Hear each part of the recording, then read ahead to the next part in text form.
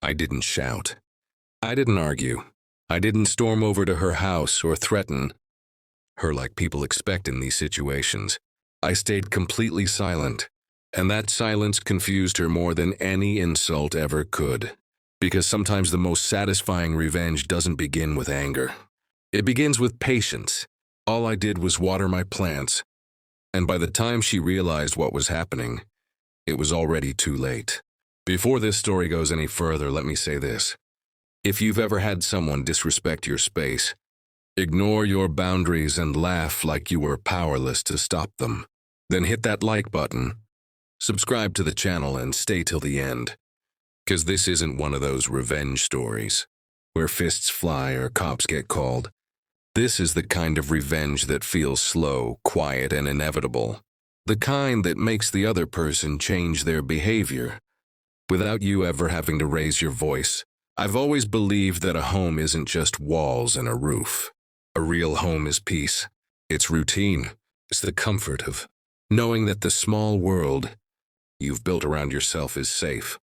For me, that sense of peace lived in my garden. It wasn't big or impressive. No fancy landscaping. No expensive plants. Just soil, flowers, and care.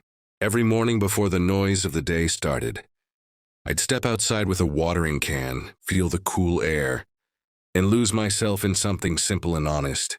Watching plants grow teaches you patience, teaches you respect, and most of all, it teaches you that growth takes time. That garden wasn't decoration. It was personal. It was the one place where my thoughts slowed down, where stress melted away, where I felt in control. And that's exactly why what happened next felt like such a violation. When my neighbor moved in, I didn't think much of it. She looked normal enough. Mid-30s maybe.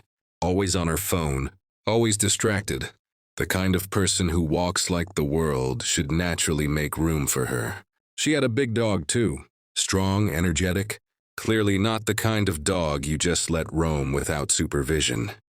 Every morning, almost like a routine, she'd open her gate and let the dog loose. No leash, no commands. No attention. And every morning that dog slowly wandered toward my side of the fence. At first, I didn't jump to conclusions. I noticed a patch of disturbed soil one day. A crushed stem another day. A flower leaning awkwardly, its roots barely holding on. I told myself it could be street dogs. Maybe kids passing by? I didn't want to accuse someone without proof. So I fixed everything quietly. I smoothed the soil. Replanted what I could. Took extra care. I believed that if I just restored what was damaged, things would settle down. They didn't. The damage kept happening, and each time it felt worse. Soil scattered everywhere. Plants pulled up like they meant nothing. One morning I found a flower completely gone. Ripped out as if someone had deliberately erased it. Then one morning I finally saw it. I was standing near the window with a cup of coffee, half awake when movement near the fence caught my eye. Her dog was there, digging aggressively. Dirt flying onto my side like it belonged to him. And standing just a few feet behind him was my neighbor. Phone pressed to her ear.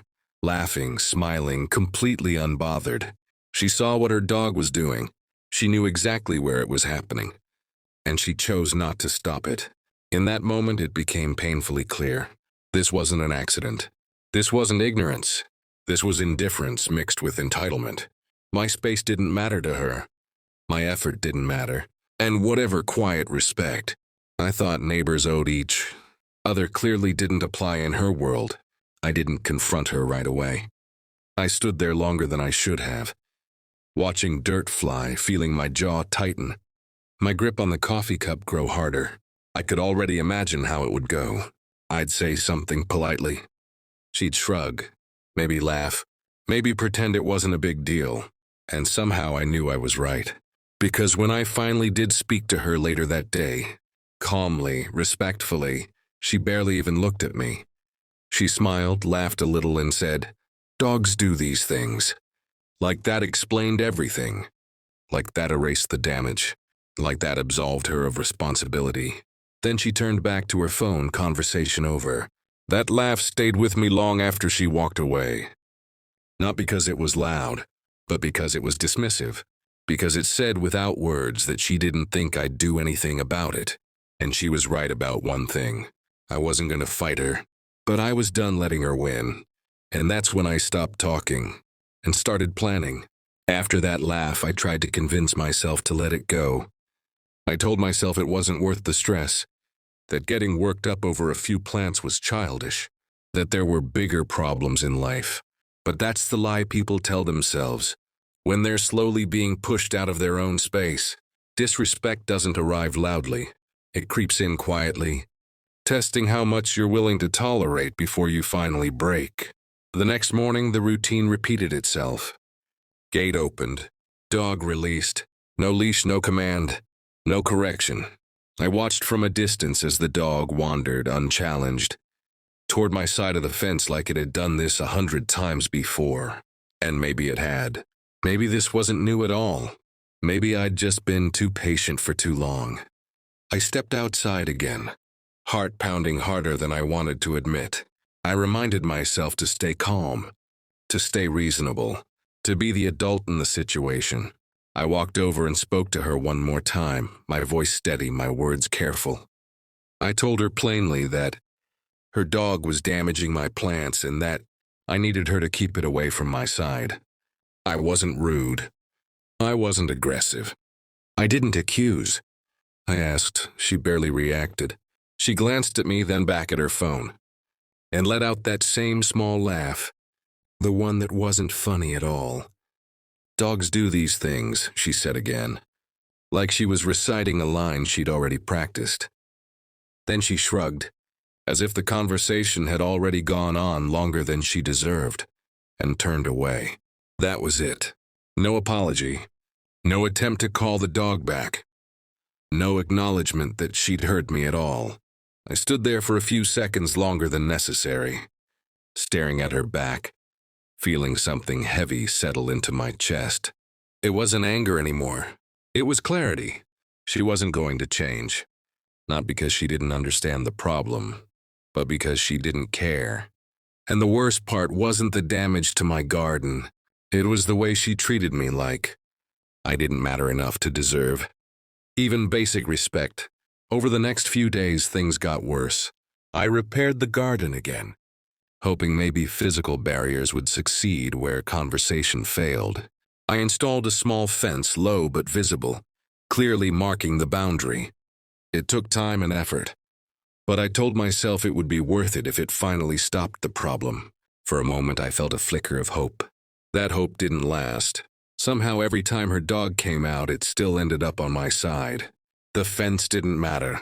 The boundary didn't matter. The effort didn't matter. Each new patch of destroyed soil felt less like an accident and more like a statement. Like she was proving something. Like she was daring me to escalate. And that's when I stopped saying anything. Not because I gave up, but because I realized something important. Talking wasn't working. Asking wasn't working. Reason wasn't working. And every time I spoke up, all I was doing was confirming what she already believed. That I was frustrated, powerless, and stuck reacting to her behavior. Silence, on the other hand, made people uncomfortable. So I stayed quiet. No more complaints. No more looks over the fence. No more visible frustration. I went back to my routine like nothing was wrong. Early mornings, calm movements. Same garden, same care, but something had changed inside me. I wasn't trying to fix the damage anymore. I was observing. And in that quiet observation, I noticed something I hadn't before. The soil near the fence dried slowly. The ground there stayed soft longer than the rest of the garden. It held water. It absorbed it. And as I stood there one morning with the watering can in my hand, watching the moisture soak into the earth, a thought crossed my mind. It wasn't loud. It wasn't dramatic. It was simple. If she wasn't going to control where her dog walked, then maybe the ground itself could. I didn't smile. I didn't feel excited. What I felt was calm. The kind of calm that comes when you finally stop arguing with reality and start working with it instead.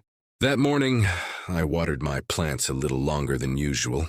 Not enough to flood anything, just enough to keep the soil near the fence damp, soft, unstable. No one noticed. No one commented. And that was exactly the point. 'Cause the best revenge doesn't announce itself. It waits. From that morning on, I changed nothing on the surface. Same routine, same calm movements, same quiet garden care. If she looked over, she would have seen nothing unusual. No anger, no watching eyes, no confrontation waiting to happen. And that was intentional. People like her thrive on reaction. They feed on visible frustration. Take that away, and all they're left with is their own behavior echoing back at them. I started waking up a little earlier, just before sunrise, when the neighborhood was still half asleep and the air felt heavy with silence. That's when I watered the garden, not carelessly, not excessively, just deliberately. I paid special attention to the strip of soil closest to the fence. The ground there drank in the water slowly, holding on to it longer than the rest of the garden. It didn't look flooded. It didn't look damaged. It just looked darker, softer, innocent enough that no one would think twice about it. As the days passed, I noticed how predictable her routine was. Same time every morning, same distracted posture, same phone glued to her ear. She'd open the gate, let the dog loose, and mentally check out. The dog, full of energy and curiosity, would run freely, following instinct instead of commands. And instinct always led it toward my side, toward the fence, toward the familiar spot it had already claimed as its own. I never stopped it. I never tried to redirect it. I never stepped outside to watch. I observed from a distance, from behind curtains or windows, always out of sight. I wanted her to feel comfortable, confident, unchallenged, because confidence makes people careless. The first few days, nothing happened. The dog ran, sniffed, dug a little, left muddy paw prints, and wandered back. I didn't rush the process. Revenge isn't about speed. It's about timing. And I knew the ground needed to stay consistently soft, predictably unstable. So every morning, I watered again, patiently, quietly, like I had nothing better to do. Meanwhile, the damage to my plants slowly stopped bothering me. Not because it stopped happening, but because it had already served its purpose. The garden was no longer just a place of peace. It was a stage. And all I had to do was let the actors walk into position on their own. Then one morning it happened. I didn't hear a crash or a scream. What I heard was a sharp, surprised gasp, followed by a sudden burst of panic. I looked out just in time to see her dog scrambling, legs slipping out from under it, body twisting awkwardly as it lost balance. The soft ground gave way instantly. Mud splashed upward, thick, dark, heavy. Within seconds, the dog was completely covered, coated from chest to paws, shaking itself in confusion as more mud sprayed everywhere. And her reaction was immediate. She froze for half a second, phone still in her hand, eyes wide, like her brain couldn't process what had just happened. Then she rushed forward, shouting the dog's name, trying to pull it back. But every step she took only made things worse. Her shoes sank slightly into the same soft ground. Her pants brushed against the mud. The dog jumped against her instinctively, smearing more dirt onto her clothes, her hands, her arms. She looked furious, embarrassed, overwhelmed. I stayed inside. From my window, I watched as she dragged the dog back toward her side, muttering angrily under her breath. Muddy paw prints followed them like evidence she couldn't erase. The dog, confused and excited, shook itself again near her porch, sending flecks of wet soil across the floor.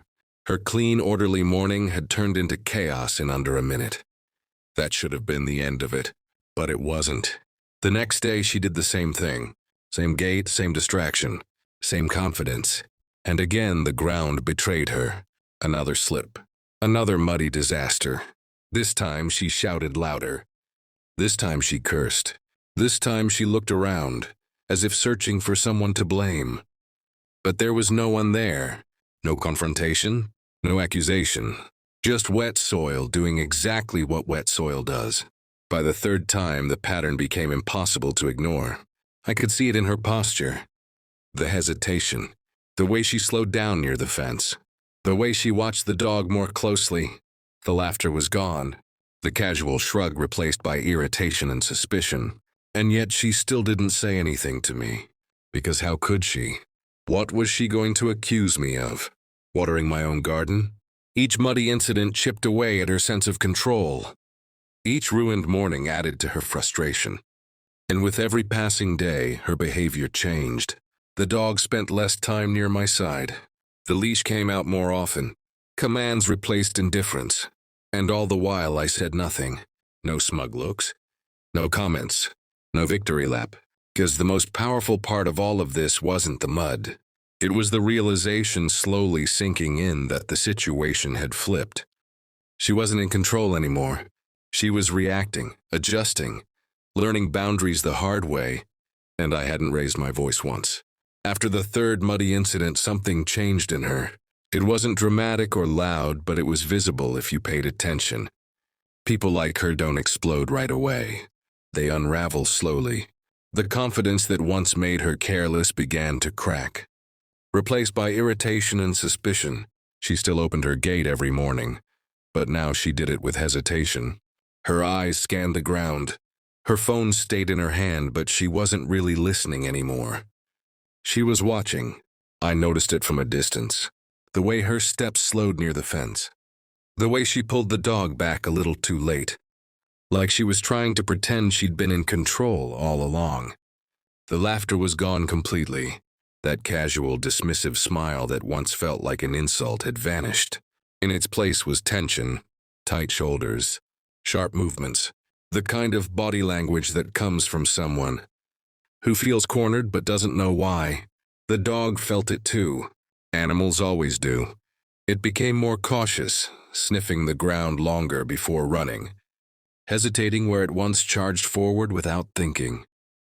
And every time it drifted even slightly toward my side, she reacted instantly, yanking it back, snapping its name in a tone that carried more frustration than authority.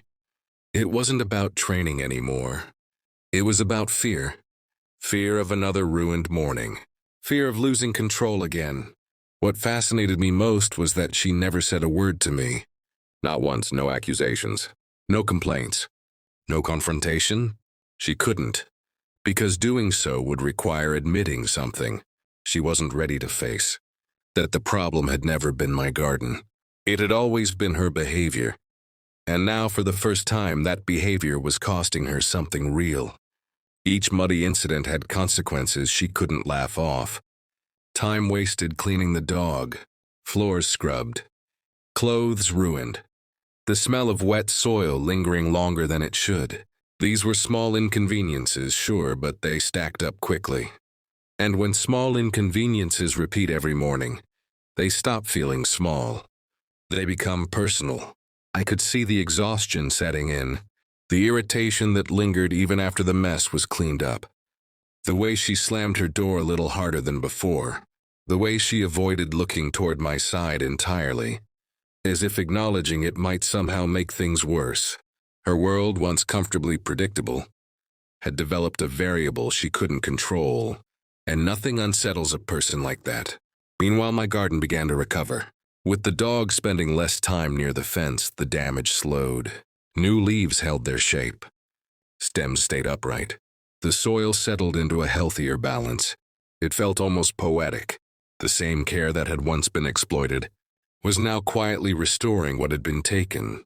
And every morning as I watered, I felt a calm I hadn't felt in weeks. Not triumph, not smugness, just balance returning to its proper place. One morning I noticed something that confirmed everything. She came out with the dog already on a leash. Tight grip, short length, no distractions, no phone call. Her attention was fully on controlling where that dog went. She walked it deliberately away from my fence, guiding it as if that strip of land had suddenly become dangerous territory. And maybe in her mind it had. She never looked at me, but I could tell she knew. Not consciously, not in words, but deep down something had clicked. She had pushed too far. She had underestimated the quiet neighbor who minded his own business. And now, without a single argument, Without a single threat, the situation had flipped entirely. What made it truly satisfying wasn't the mess or the embarrassment. It was the silence, the absence of laughter, the absence of entitlement, the way she adjusted her behavior without ever being told to do so again. That's when I realized the real power of what had happened. I hadn't forced her to respect my space. I'd simply removed the cushion that protected her from the consequences of ignoring it. From that day on, the dog never crossed the fence line again. Not once. The boundary I'd asked for politely, the one she'd laughed at, now existed firmly without a single word spoken. And every time I stepped into my garden and saw it intact, growing quietly under the morning light, I felt something settle deep inside me. Justice doesn't always roar. Sometimes it sinks in slowly, and she was finally drowning in it. After that day, nothing dramatic happened, and that was the most dramatic part of all. No shouting across the fence. No final argument. No apology. No explanation. Just silence. Heavy, deliberate silence. The dog never came near my side again. Not once. Days passed. Then weeks. Every morning I stepped into my garden half expecting some new damage. Some fresh sign that this whole thing wasn't really over. But the soil stayed smooth. The plants stood tall. New flowers bloomed where old ones had been torn out. Life resumed its slow, steady rhythm, as if the disruption had never happened. She changed completely. She walked the dog on a leash now, always tight grip, short distance. No phone calls, no distractions. She moved with purpose. Like someone who'd learned the hard way that mistakes have consequences. And what struck me most was how carefully she avoided my side of the fence. It was almost exaggerated, like she believed the ground itself might betray her again if she got too close. We never spoke. Sometimes our schedules overlapped. I'd be in the garden trimming leaves or watering, and she'd step outside with the dog. Our eyes would pass over each other briefly. No greeting, no smile, no tension either, just acknowledgement. Mutual, silent understanding. She no longer laughed, not at me, not at the situation. That laugh, the one that had lingered in my head for weeks, was gone completely, replaced by something quieter, something heavier. Awareness. I could tell she'd replayed those mornings in her head more than once. The slips, the mess, the frustration, the feeling of losing control in front of someone she'd assumed wouldn't push back. People like her rarely reflect out loud, but it shows in their behavior, in how carefully they move, in what they suddenly start respecting. And here's the thing that surprised even me.